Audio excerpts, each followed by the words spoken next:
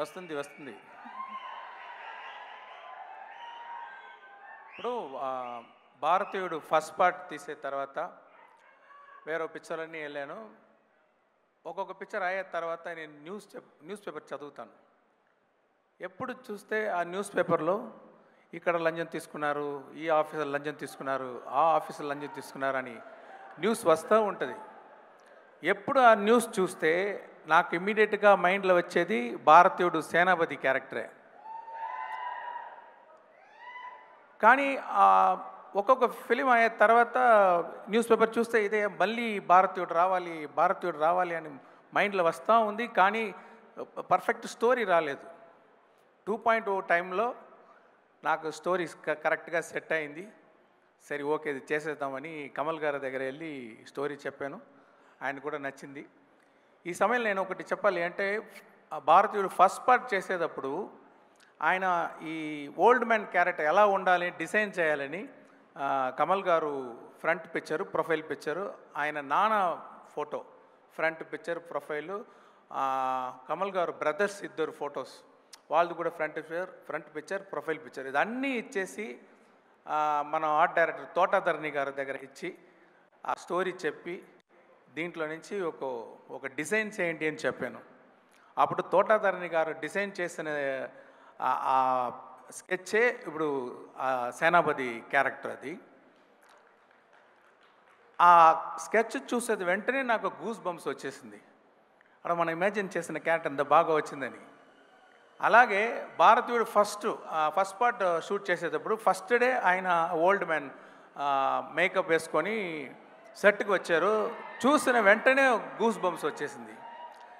అలాగే 25 సంవత్సరం తర్వాత ఈ పార్ట్ 2 చేసేటప్పుడు మేకప్ టెస్ట్కి ఆయన గెటప్లో వచ్చేటప్పుడు సేమ్ గూస్ బంప్స్.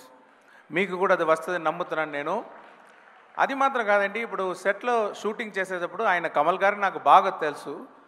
కానీ ఆ గెటప్లో వచ్చేస్తే అబ్బా భారతీయుడు వచ్చేస్తారు అని ఒక రెస్పెక్టు, ఒక భయం, ఒక కాన్షియస్ ఉంది. మనం ఇక్కడే తిరుగుతున్నారు మన భారతీయుడు అని.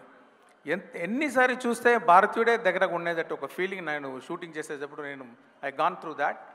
ఐ స్ట్రాంగ్లీ బిలీవ్ మీకు కూడా పిక్చర్ చూసేటప్పుడు 28 సంవత్సరం తర్వాత ఆయన చూసేటప్పుడు మీకు కూడా గూస్ బంప్స్ వస్తుందని నేను నమ్ముతున్నాను. ఒక్కొక్క సీను రాసేటప్పుడు ఎంత బెస్ట్గా రాయాలో రైటర్స్ రాస్తారో నేను రాస్తాను. అలాగా రాసి పెడితే కూడా ఆయన వచ్చి పర్ఫామ్ చేసేటప్పుడు ఆ సీన్ చాలా 10 టైమ్స్ అది ఎలివేట్ అవుతుంది. అది నేను చూసాను. అది ఆయన స్క్రీన్ ప్రెసెన్స్, ఆయన పర్ఫార్మెన్స్ తోటి అంత బాగా ఎలివేట్ చేస్తారు. ఇంతకంటే బాగా ఈ సీన్ని ఎవరు చేస్తారని అలాంటి ఒక పర్ఫార్మెన్స్ చేశారు కమల్ గారు. మీకు ఆయన వచ్చేది భారతీయుడు వచ్చే సీన్ అన్నీ మీరు ఎంజాయ్ చేస్తారు అని నమ్ముతున్నాను. ఆయన పడేది కష్టం. ఇది ప్రాస్థెటిక్స్ మేకప్ గురించి చెప్పారు. నేను ఒక ఇన్సిడెంట్ చెప్తాను.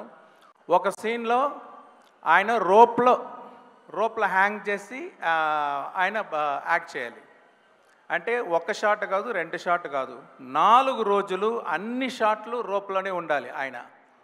ఈ ప్రాస్థెటిక్ మేకప్ తర్వాత అది స్లో మోషన్లో షూట్ చేసాము. ఆ సీను స్లో మోషన్లో షూట్ చేసాలి. డైలాగ్ ఉంది అంటే అది ఫస్ట్ నాగరాలో రికార్డింగ్ చేసి అది 12 ఫ్రేమ్స్లో ప్లే చేయాలి. ప్లే చేస్తే అది చికి ఫాస్ట్గా ప్లే చేస్తుంది. ఆ ఫాస్ట్ సౌండ్ విన్ని దాన్ని కరెక్ట్గా సింగ్ చేసి యాక్ట్ చేయాలి.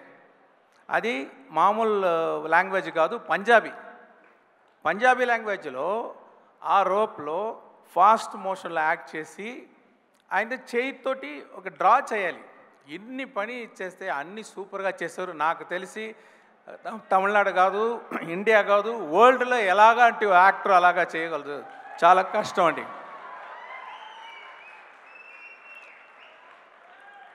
అదే Siddharth, I'm so proud to introduce him for the film industry.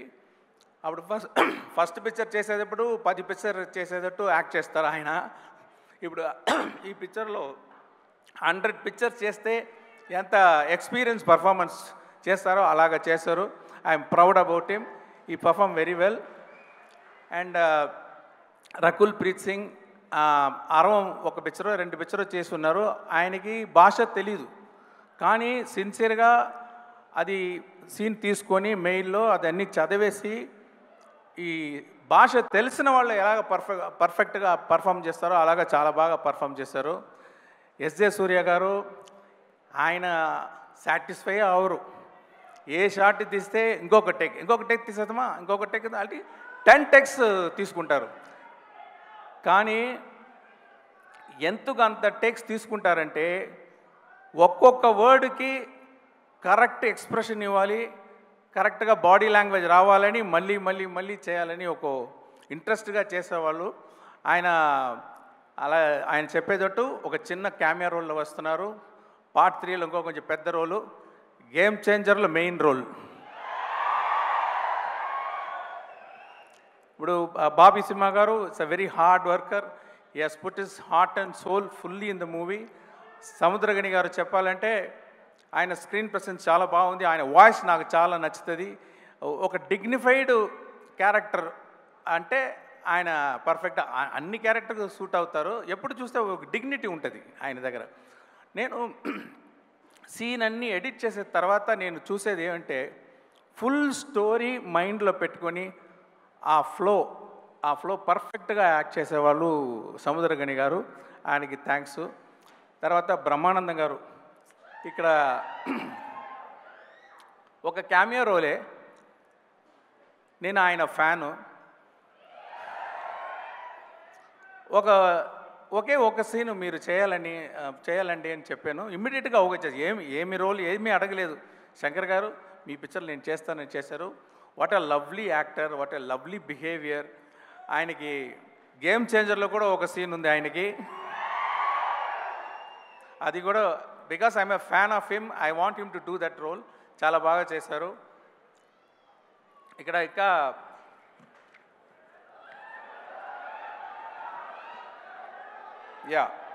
Priya Bhavani Shankar act చేసి ఉన్నారు. కాజల్ అగర్వాల్ ఉన్నారు, కానీ పార్ట్ 2లో లేదు. పార్ట్ 3లో వస్తారు కాజల్ అగర్వాల్ గారు. వివేక్ యాక్ట్ చేసి ఉన్నారు. నెడుముడి వేణు యాక్ట్ చేసి ఉన్నారు. తర్వాత miss universe south Africa 2017 demi లే తేబో వాళ్ళు ఒక సాంగ్లో పర్ఫామ్ చేశారు. ఆ క్యాలెండర్ సాంగ్లో ఆయన ఇదే ఫస్ట్ పిక్చరు, కానీ చాలా ఇంట్రెస్ట్గా మంచి డాన్స్ చేసి లిప్సింగ్ అన్నీ చేసి బాగా చేశారు.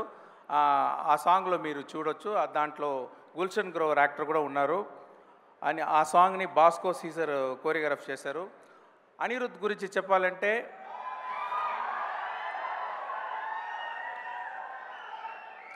ఆయన ఒక ట్యూన్ ఇస్తారు, అంటే ఓకే లెవెల్లో వచ్చేస్తుంది. ఎలా ఉంది సార్ అని అడుగుతారు ఆ ట్యూను.